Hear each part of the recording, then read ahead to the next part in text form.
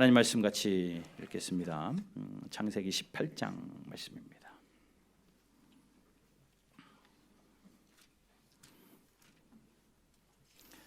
창세기 18장 9절에서 15절까지.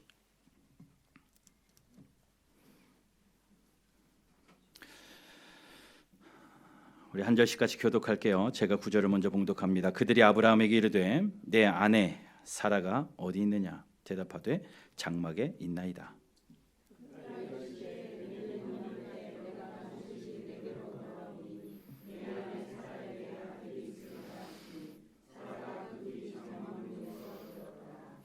아브라함과 사라는 나이가 많아 늙었고 사라에게는 여성의 생리가 끊어졌는지라.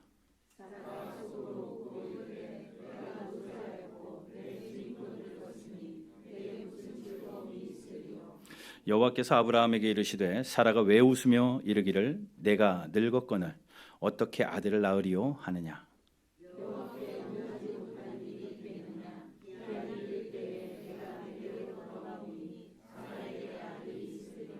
함께 봅니다. 사라가 두려워하여 부인하여 이르되 내가 웃지 아니하였나이다. 이르시되 아니라 내가 웃었느니라. 아멘. 여러분 이런 말 종종 들어보셨죠? 연극하고 있네 라는 말. 정말 연극을 해서 연극하고 있네가 아니라 이 말은 약간 비웃음이 섞여 있는 무언가 속 내용과 다르게 겉은 그런 척하고 있을 때 우리는 연극하고 있네라는 말들을 종종 씁니다. 겉과 속이 다를 때 그런 말들을 쓰더라고요. 살면서도 사람과의 관계 속에서도 연극하는 그러한 모습들이 있는 것처럼 하나님 앞에서도 연극할 때가 있을 것 같아요. 예배라고 연극하는 척 못할까요? 신앙생활이라고 연극하는 척 못할까요? 반드시 척할 수 있습니다. 예수님도 바리새인들을 향하여 연극하지 말라고 말씀하시죠. 바리새인들이 사람들이 이목이 집중되어 있는 시장 어귀에서 긴 옷을 느려 입고 두 손을 들고 사람들이 보는 그곳에서 두 팔을 올려 하늘을 향하여 하루에 5번씩 기도했습니다. 사람들이 보는 곳곳마다 다니면서 어려운 사람들을 도와주기도 하고 봉사를 하기도 하고 자신의 재산을 나누어 10의 1조를 하기도 했습니다. 사람들은 다 그들이 잘한다고 생각했어요. 그들이 맞다라고 생각했습니다. 그러나 예수님은 뭐라고 말씀하십니까? 회칠한 무덤이다. 다시 이야기하면 연극들 하고 있네, 이 이야기예요. 그 당시에 종교 지도자들인 그들에게도 그러한 말씀이 예수님의 입을 통하여 그들에게 들려졌다면 여러분 우리도 한번 돌아봐야 됩니다. 내가 그리스도인으로 사는 것 연극할 수 있습니다. 신앙생활하는 것 연극할 수 있습니다. 마음의 중심에는 하나님이 한 자리도 차지하고 있지 않으면서 연극하는 척할 수 있습니다. 제가 오늘 왜 이 말씀을 드리냐면 우리는 다음 주에 추수감사주일을 드려요. 예배해요. 감사로 하나님 앞에 예배드립니다. 매년 찾아오는 감사주일입니다. 날마다 감사해야 되는 건 맞지만 그래도 특별히 한 해를 돌아보면서 우리에게 모든 것을 주신 하나님 앞에 감사의 마음을 모아서 예배드리자라고 추수감사주일이 11월 셋째 주에 있거든요. 그러다 보니 연극할 수 있겠다라는 생각이 들어요. 그래서 오늘 우리가 이 말씀을 통해서 좀 나를 한번 다시 돌아보고 연극하지 않기 위해서는 어찌 해야 되는가, 또 이 날에 하나님 앞에 정말 감사할 수 있는 것은 어떤 것인가, 속마음이 겉으로 표현되어지는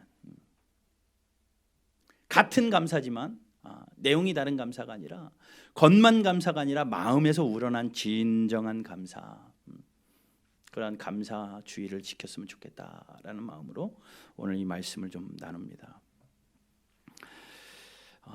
오늘 본문 말씀 보면요, 사라가 나와요. 이 사라도 하나님 앞에서 연극합니다. 연극해요. 연극이라고까지는 그렇지만 하나님의 말씀을 듣고 비웃습니다. 그리고 하나님이 너 왜 비웃어? 라고 이야기하니까 나 안 비웃 정색하면 나 안 비웃었는데요. 라고 이야기하는 거예요. 그랬더니 하나님이 아니야 네가 비웃었다.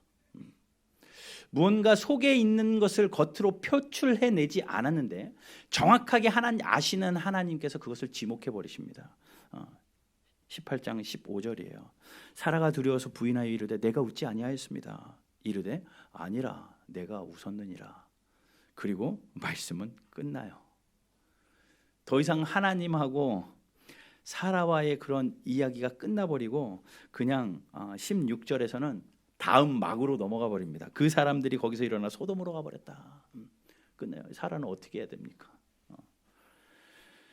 오늘 이 사라의 이 한 일생의 한 모습에 있었던 이 사건을 우리가 좀 한번 듣고 또 우리의 삶하고 한번 비교해 봤으면 좋겠어요. 그리고 이번 한 주간 어떻게 살지 결단하시고 다음 주에 우리가 정말 하나님 앞에 연극하는 감사가 아니라 진정한 감사를 올려드리는 저와 여러분들 되시기를 주님의 이름으로 축복합니다.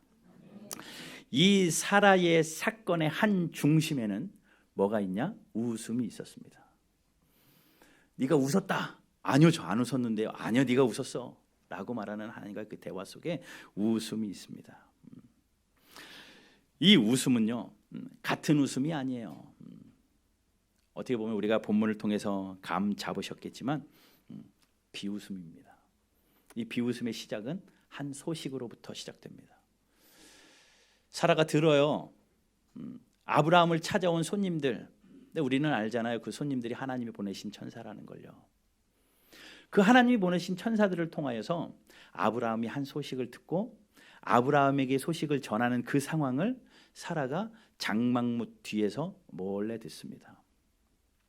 그도 그럴 것이 그 당시에 고대 근동의 문화는 여인이 그 남자들의 대화에 함께 낄 수 없기 때문에 대부분 장막 뒤에 숨어서 듣는 일이 거의입니다. 그렇기 때문에 사라는 장막문에 숨어서 아브라함과 찾아온 손님, 하나님 보내신 천사들과의 대화를 엿들어요.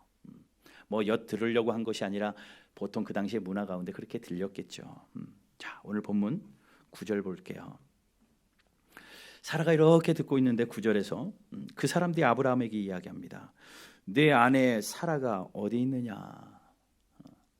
몰라서 묻습니까? 어디 있느냐? 그랬더니 아브라함은 장막에 있나이다. 그랬더니 그들이 아브라함에게 이렇게 이야기합니다. 10절 그가 이르시되 내년 이맘때 내가 반드시 내게로 돌아오리니. 무슨 이야기예요? 내년 이맘때 다시 내가 이곳에 올 것인데 그때에 너의 아내 사라에게 아들이 있으리라 라고 말합니다. 이 말을 사라가 뭐라고요? 그 뒤 장막문에서 들었더라. 앞에 나타나지 못하고 뒤에서 장막문에서 들었습니다. 기쁜 소식 아니에요? 아들 기다리고 있었거든요. 아들 기다리고 있는 그에게 내년 이맘때 너에게 아들이 있으리라. 기쁜 일 아닙니까? 즐거운 일 아닙니까? 그런데 그 소리를 듣자마자 사라가 12절에 이렇게 이야기. 사라가 속으로 웃고 내가 아들을 낳으리라 하하하하 기쁘다 이 웃음이 아니라니까요. 즐거움의 웃음이 아니라 속에서부터 깊은 곳에서 솟아나는 비웃음입니다. 비웃음입니다. 이 비웃음이 일어나요. 여러분 이 사라를 비판하실 수 있을까요? 여러분 아유 어떻게 하나님의 말씀 천사의 말 앞에 저렇게 속으로 웃어 라고 말할 수 있을까요? 아무도 사라에게 돌 던질 수 있는 사람은 없습니다. 사라의 이 차가운 미소, 이 비웃음 같은 속에서부터 나오는 이 웃음에는 분명한 이유가 있습니다. 우리가 충분히 납득할 만한 이유가 있습니다. 너무나도 잘 알죠. 먼저 하나님이 아브라함에게 약속하시잖아요. 오늘 본문 이전에 창세기로 쭉 앞으로 넘어가 보면 하나님이 아브라함을 찾아가셔서 아브라함에게 약속하십니다. 무슨 약속이요? 너를 민족의 아버지로 세울 것이고 너의 자손을 많게 할 것이다. 하늘의 별과 같이 많게 할 것이고 땅에 모래알같이 수도 없이 많게 할 것이고 또 특별히 너의 씨를 통해서 내가 이 땅의 왕을 준비하리라. 엄청난 약속을 받아요. 그런데 현실은 씨가 하나도 없어요. 자손이 하늘의 별과 같이 많아야 되는데 당장 눈앞에 보이는 자손이 하나도 없습니다. 현실은 전혀. 그래서 아브라함이 하나님에게 물어봐요. 하나님, 나에게 씨가 많겠다고 했는데 나의 상속자가 당장은 없는데 혹시 우리 집에서 길러진 하인들을 통해서라도 괜찮습니까? 이 살아서 집에서 길린 자가 상속자가 될 수 있습니까? 라고 하나님 앞에 물어봅니다. 왜냐하면 시간이 10년, 20년 지나는데 그것이 이루어지지 않으니까요. 그러니 하나님이 말씀합니다. 아니다. 그 사람들은 내가 선택한 사람들이 아니다. 아브라함의 몸에서 태어난 자가 상속자다. 너의 몸에서 태어난 자가 내 상속자다. 그러니 아브라함과 사라를 통하여 태어난 자가 내 상속자다라고 말합니다. 그러면서 하나님께서 아브라함의 손을 이끌고 밖으로 나가셔요. 밖으로 나가서 하늘을 보여줍니다. 하늘의 수많은 뭇별들을 보여주며 하나님이 말씀합니다. 걱정 마라. 내가 너 자손을 저 하늘의 뭇별처럼 많게 하리라. 시청각 교육을 하나님이 한 번 더 시켜주시는 거예요. 못 믿으니까, 현실이 안 되니까. 그걸 보면서 와, 진짜 별을 셀 수도 없는데 이 많은 자손들을 나에게 주시겠다고 다시 한번 다잡았어요. 그래, 아직 늦지 않았다. 믿습니다. 아멘합니다. 그리고 기다립니다. 그리고 기다립니다. 그 기다리는 날이 1년이 지나고 2년이 지나고 오늘 본문까지 몇 년이 지났느냐? 24년이 지나요. 결혼하고 자녀가 있을 것이라는 약속이 있는데 24년 동안 자녀가 없습니다. 여러분 한번 생각해 보세요. 누군가가 좋은 선물을 준다고 여러분들에게 이야기합니다. 내가 이런 엄청난 금은 보화 같은 선물을 준비해 놨는데 내가 너에게 줄게 라고 이야기합니다. 그러면서 기다려, 내가 반드시 줄 거야 라고 이야기하면 기다리죠. 하루 이틀, 일주일, 한 달, 두 달, 1년 좋습니다. 1년, 2년 기다릴 수 있어요. 그런데 그 기다림이 5년이 됩니다. 아직 소식이 없어요. 10년이 됩니다. 그때는 뭐가 됩니까? 기다리는 게 고문이 됩니다. 그래서 우리는 그런 걸 희망 고문이라고 하죠. 희망 고문. 이런 희망 고문이 우리에게 있습니다.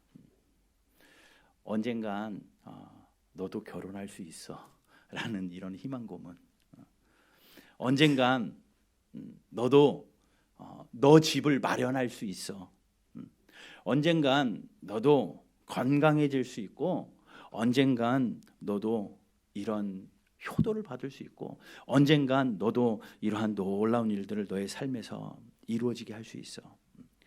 라는 그러한 희망 고문을 가지고 우리가 살아갑니다. 그래, 오늘만 견디면 나에게도 좋은 날이 올 거야.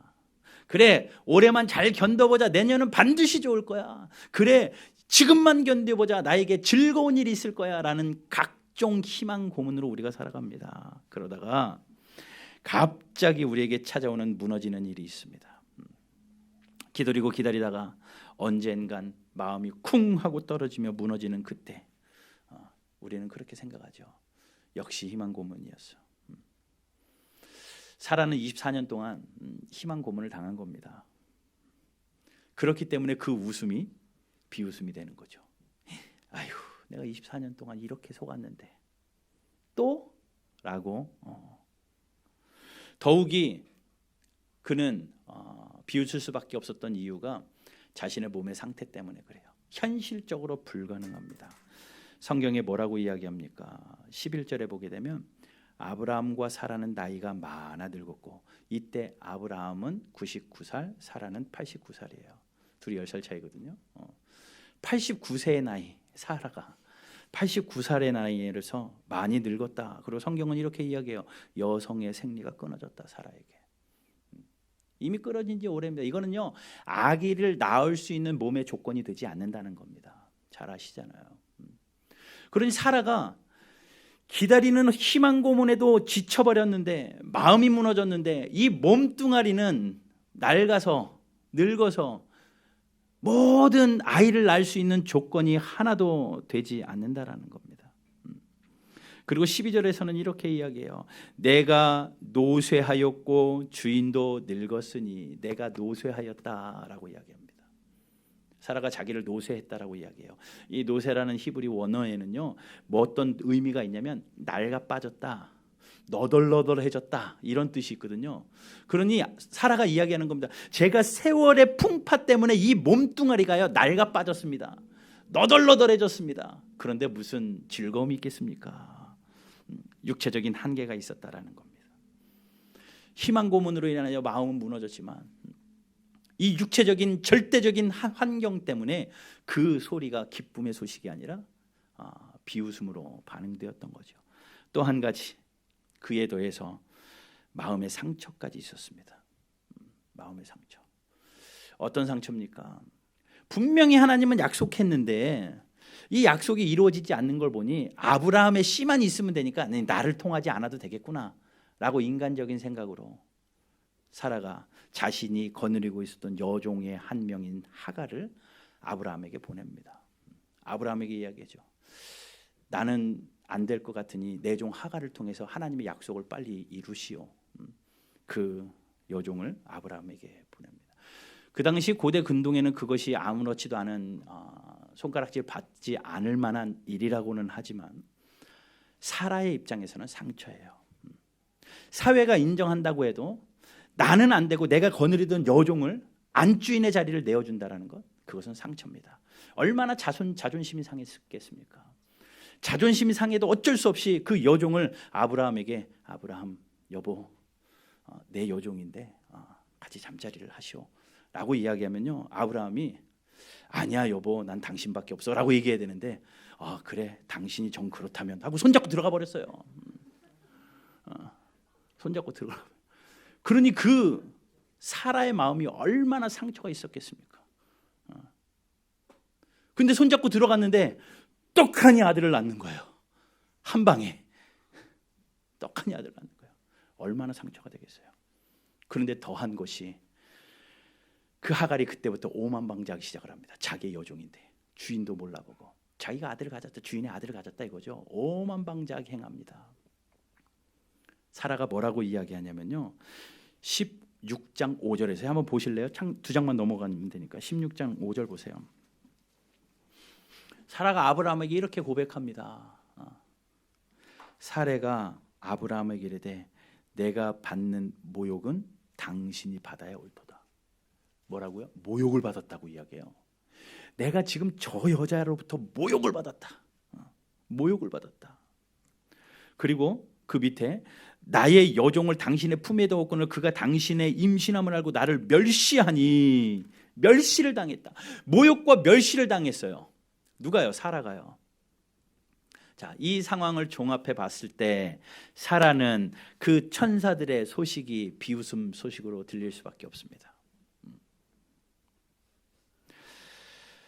마음까지 희망 고문으로 지쳐 있고 지친 마음이 있었고 너덜너덜해진 받쳐주지 않는 몸뚱아리가 있었고 보이지 않는 깊은 곳에 이 상처가 있었는데 1년 뒤에 아들을 낳을 것이라는 것이 믿어질까요? 아스팔트 위에 씨를 뿌려놓고 뿌리를 내리고 싹아 피워라 라고 말하는 것과 같은 격이 아닐까요? 그래서 그 소식을 듣자마자 사라는 싸늘한 자포자기에 한숨 섞인 모습으로 속으로 비웃습니다. 피하고 비웃습니다. 무엇 때문에 그랬어요? 지친 마음 때문에, 육체적인 한계 때문에, 과거의 상처 때문에. 이것이 소식이 감사로 나가지 않고 비웃음으로 나가요. 저는 여기서 이렇게 생각을 해봅니다. 우리가 하나님 앞에 감사를 속으로 나오지 않고 비웃는 감사, 그런 척하는 감사, 연극하는 감사를 하게 되는 조건이 있다면 이 세 가지가 똑같을 거라고 생각을 해요. 지친 마음 때문에 감사하라고 하니까 감사해 찬양은 하고 있지만 마음에는 감사가 없겠구나. 육체적인 환경 때문에, 우리의 생활의 환경 때문에, 내 여건 때문에, 내 직장과 내 사업의 일들 때문에, 내 앞의 진로 때문에 캄캄하고 아무런 감사가 없는데 감사절이니까 감사해 라고 하니까 나와서 감사해 하지만 내 마음에는 그것이 시원하지 않는 비웃음의 감사로 나오지 않겠느냐. 깊은 상처 때문에, 아무도 알지 못하고 나만 알고 있는 깊이 숨겨진 이 상처 때문에 이 상처 꺼내지 못하고 하나님 앞에 감사하라고 해서 감사한다고는 있지만 연극하는 것처럼 마음에 그 상처가 해결되지 않은 채 사라처럼 비웃는 감사하고 있지 않을까. 그렇게 생각을 해봤어요. 왜 아니겠습니까? 우리 모두에게 다 그런 일이 있을 것 같아요. 감사합시다 하도 들었다 보니까 그 감사가 귀에 웽웽거리긴 하지만 우리 마음의 감동으로 오지 않아요. 여러분 어떻습니까? 감사하십시다. 감사주일에 이런 말씀을 들을 때 어떤 마음이 정말 우러나는 감사가 나옵니까? 아니면 이 사라와 같이 내 형편을 돌아보니 비웃음이 나옵니까? 사라의 처지를 보면 100번 이해가 되죠. 사라의 이 지친 마음, 육체의 한계, 과거의 상처, 이것이 그녀만의 문제가 아니라 그녀에게 이것이 문제가 아니라 더 큰 문제가 하나 더 있었음을 우리는 알게 됩니다. 우리의 모습을 보면 여전히 그렇잖아요. 우리의 형편이 여전히 그렇잖아요. 저도 그렇습니다. 감사주에 하나님 앞에 진정으로 감사해야 되지만 여러 가지 상황과 형편에 한숨 섞인 일들이 왜 없겠습니까? 꿈을 가지고 유학길에 오르는데 가서 현실은 만만치 않습니다. 경제적인 어려움, IMF 때 갔거든요. 그러니 한국에서 보내도 반 뺏기 미국에 도착하지 않아요. 돈이 2배로 달러가 올라버려가지고 여기 형편은 뻔하고 간이 절반이 되어지니 갈수록 어려워지는 겁니다.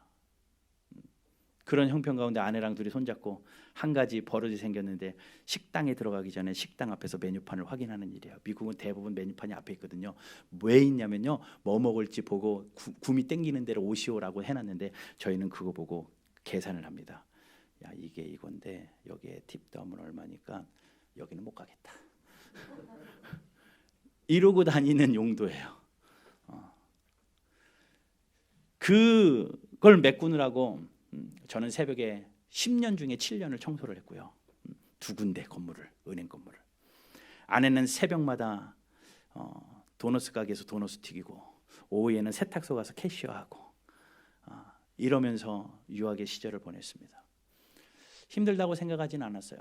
왜냐하면 꿈이 있었거든요. 그래, 이것만 잘 견디자. 한국에 돌아왔습니다. 나라 대한민국의 교회들을 섬기겠다고 큰 마음 가지고 한국에 돌아왔습니다. 근데 현실은 만만치 않아요. 사역하는 것마다 하나님이 은혜 베풀어 주시기도 하지만 무언가 답답함이 저에게 계속 있습니다. 그러다가 바른 교회를 개척하면서 하나님이 한 줄기 빛을 주시는 것 같아요. 그래, 이제 됐다. 깃발만 꽂으면 난리 나리라. 엄청 날 줄 알았죠. 이 외모에, 이 학력에 난리 날 줄 알았습니다. 위례가 뒤집어질 줄 알았죠. 그런데 현실은 보세요. 현실은 이래요. 답답합니다. 그도 그럴 것이 또 하나님께서 사랑하는 아내에게 병을 주시고 얼마 되지 않아 하나님이 데려가시는 그 상황 가운데 감사가 뭘까? 라는 것이 제 마음에 꼭 와요. 야, 감사할 수 있을까? 그 일 때문에 아들을 또 보내고 무언가 가족이 그냥 뿔뿔이 흩어진 것 같은 이 허전함, 감사가 나오지 않는 환경과 형편, 이 사라의 비웃음이 딱 이해가 되는 거죠. 피라고 딱 이해가 되는 거예요. 무언가 계속 채워지는 것 같지는 않고 무언가 계속 희망 고문이 되어지는 것 같아요. 계속 견디라고만 하시는 것 같고 그래도 계속 감사하라고만 하는 것 같습니다. 어쩌면 그 상황이 저랑 맞는 거예요. 여러분들은 그러지 않습니까?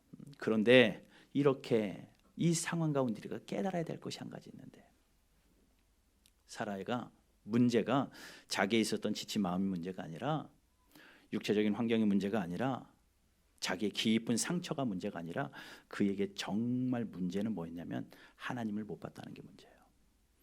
하나님을 보지 못했다. 자신의 삶에 찾아오시는 하나님을 보지 못했기 때문에 그랬습니다. 왜냐하면 지금까지는요, 성경을 보면 지금까지 이 사라가 등장하기 전까지 항상 사라는요, 하나님의 메시지를 아브라함을 통해서 들었습니다. 그러니 이 하나님은 아브라함만 찾아가시는 하나님이에요. 아브라함만 찾아가는, 나를 찾아오시는 하나님이 아니에요. 아브라함을 찾아가시고 아브라함을 통하여 그 메시지를 날마다 전달받았던 여인입니다. 자기가 내년에 아이를 임신하게 될 것도 자기의 귀로 듣기는 했지만 숨어서 아브라함을 통해서 듣는 거예요. 그런데 보십시오. 13절 여호와께서 아브라함에게 이르시되 사라가 왜 웃으며 이르기를 내가 늙었거늘 어떻게 아들을 낳으리려 하느냐. 이 아브라함과 여호와의 그 말씀을 사라가 듣는 가운데 이 여호와께서 15절에 이렇게 말합니다. 사라가 두려워하여 부인하 이르되 내가 웃지 아니하였다. 이 말을 하는 것을 볼 때에 그 여호와의 사자가 사라 앞에 나타난 거죠. 사라의 이름도 알고 있었습니다. 사라라는 이름도. 하나님이니까 당연히 알죠. 사라라는 이름도 알고 있었고, 또 그 이름을 알고 있었던 그 여호와의 사자가 장막문 뒤에 숨어 있는 것조차도 알고 있었고, 그가 속으로 비웃었던 그 비웃음까지 완벽하게 알고 있었던 하나님께서, 모든 상황과 형편을 알고 있는 하나님께서 사라를 찾아오신 거예요. 그러면서 말씀하십니다. 14절 여호와께서 능하지 못한 일이 있겠느냐. 기한이 이를 때에 내가 네게로 다시 돌아오리니 사라에게 아들이 있으리라. 이 말을 들으면서 하나님이 다른 거, 너에게 아들을 줄게, 이것을 말씀하는 게 아니라 지쳐있고 환경에 얽매여 있는 사라에게 내가 너 찾아왔어, 이거 말씀하는 겁니다. 내가 아브라함을 통하여 너에게 온 것이 아니라 오늘은 내가 너를 직접 만나러 왔다. 내가 너를 직접 찾아왔다 라고 말씀하는 겁니다. 그리고 질문을 통하여 하나님이 하실 일을 이야기하시는 거죠. 여호와께서 능하지 못한 일이 있겠느냐? 반드시 이룰 것이고 이루어가는 것을 내가 볼 것이다 라는 것을 아브라함을 통하여, 사라를 통하여 하나님이 말씀하셨습니다. 사라는 갑작스러운 하나님과의 대면 가운데 두려워 떨죠. 불안해서 이건 아닌 것 같아, 아니라고 발뺌합니다. 아니라고 발뺌을 하고 오늘 본문은 아까도 말씀드렸던 것처럼 그냥 끝나요. 하나님과의 사라의 대면은 갑작스럽게 끝납니다. 도대체 사라는 어떻게 됩니까? 어떻게 해야 됩니까? 그런데 1년 뒤에, 정확히 1년 뒤의 사건이 창세기 21장입니다. 뒤로 몇 장만 가보세요. 정확히 1년 뒤의 사건, 하나님과의 대면이 일어난 이후에 정확히 1년 뒤의 사건, 21절 여호와께서, 21장 1절 여호와께서 말씀하신 대로 사라를 돌보셨고 여호와께서 말씀하신 대로 상하야에게 행하셨으므로 사라가 임신하고 하나님의 말씀하신 시기가 되어 노년의 아브라함에게 아들을 낳으니. 1년 뒤에 정확하게 아들을 낳습니다. 그런데 반복되는 단어를 보이세요? 1, 2절에 계속 반복되는 거. 말씀하신 대로, 말씀하신 대로, 말씀하신 대로. 하나님이 약속하신 대로, 약속하신 대로, 약속하신 대로 반드시 이루어집니다. 자, 그래서 그 아들을 받고 6절 같이 한번 읽어봐요. 6절 같이 읽습니다. 시작. 사라가 이르되 하나님이 나를 웃게 하시니 듣는 자가 다 나와 함께 웃으리로다. 아멘. 여러분, 이 웃음이 18장에 나온 장막 뒤에서 웃음하고 같은 웃음일까요? 같은 웃음이에요? 장막 뒤에서 웃었던 웃음은 속으로 웃는 비웃음인데 이 6절에서 웃음은 정말 기쁨과 감사와 환희에 찬 웃음입니다. 정말 감사합니다. 하나님 앞에 웃는 그 웃음입니다. 큰 기쁨이 있는 이유는 하나님께서 나를 만나시고 그 만나주신 하나님이 나의 삶에서 약속하신 대로, 말씀하신 대로 이끌어 가시는 것을 눈으로 보니까 하나님 앞에 감사하여서 하나님 앞에 크게 웃는 그 웃음이에요. 여러분, 이 웃음은 잘 보십시오. 하나님이 웃게 하신 웃음입니다. 사라가 웃은 웃음이 아니에요. 자, 그러면 이 히브리 원어를 보게 되면요, 앞에 18장에 나오는 웃음은요, 자동사가 쓰였어요. 자동사는 뭔지 아죠? 자기가 스스로 하는 겁니다. 그러니까 자동사, 사라가 웃은 겁니다. 그런데 이 21장 6절에 있는 이 웃음은요, 사역동사로 쓰였습니다. 누군가에 의해서 웃겨진 겁니다. 하나님에 의해서 웃는 겁니다. 동사의 수준이 달라요. 그러니까 18장에서는 자동적으로 자기가 웃는 웃음이었고, 21장에서 이 웃음은 누가 웃는 웃음? 하나님이 웃게 하신 웃음. 이 차이입니다. 여러분, 우리가 감사절을 앞두고 내가 하는 감사할 수 있어요. 억지로 감사의 조건을 찾아서 하루에 5가지 감사 조건 찾아가지고 적어놨다가 하나님 앞에 그거 감사합니다, 감사합니다. 억지로 내가 찾아낸 감사할 수 있습니다. 그 감사, 그것도 감사가 될 수는 있지만 우리 마음속에 진심의 감사가 되지 않을 확률이 많아요. 진짜 감사는 하나님이 감사하게 하신 감사입니다. 진짜 감사는 하나님 때문에 감사가 나온 진짜 감사. 그러니 사라가 다시 웃는 거죠. 다시 웃는 거죠. 18장에서 비웃었던 사라가 하나님을 만나고 진짜 하나님이 웃게 하시니까 하나님으로 말미암아 다시 웃는 겁니다. 여러분, 오늘 말씀의 제목이 다시 감사입니다. 이제 이해가 되시죠? 어떤 감사를 드려야 되는지.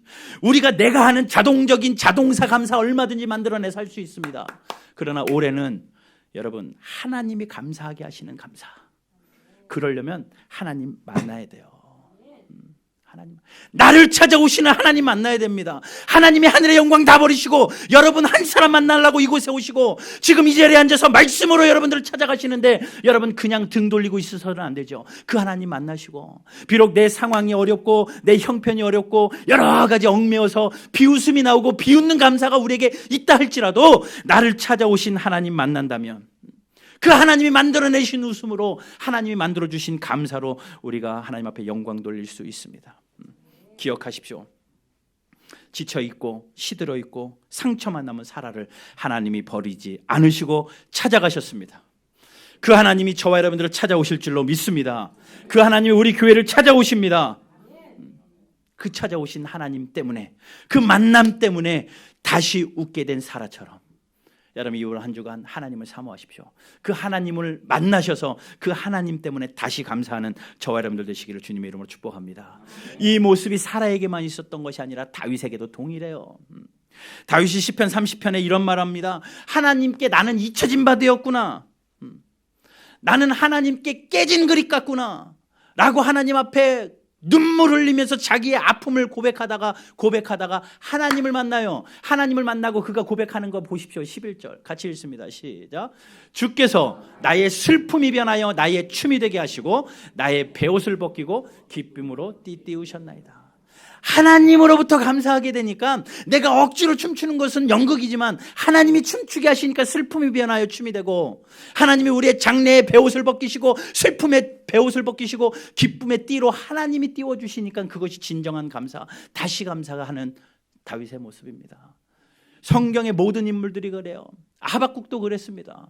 하박국도 하나님을 만나고 나니까 그가 다시 감사하게 되는데, 하박국 3장 18절 같이 읽습니다. 시작.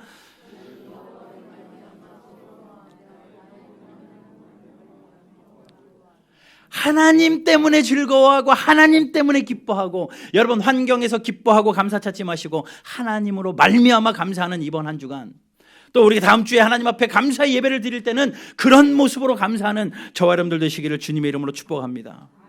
다음 주일 감사주일에 그저 1년에 한 번씩 강단에다가 과일 잔뜩 쌓아놓고 예배하는 풍요로운 그냥 보이는 감사, 연극하는 감사 예배가 아니라 여러분 다시 감사하십시오. 그러려면 이번 한 주간 하나님과 동행하셔야 됩니다. 매일 하나같이 하나님을 묵상하시고 하나님을 기대하시고 다시 웃게 하신 하나님께서 나를 찾아오셨으니 하나님으로 말미암아 내가 다시 감사하리라, 그 믿음으로 아름다운 삶으로 하나님 앞에 영광 돌리는 그 은혜가 있게 되기를 주님의 이름으로 축복합니다.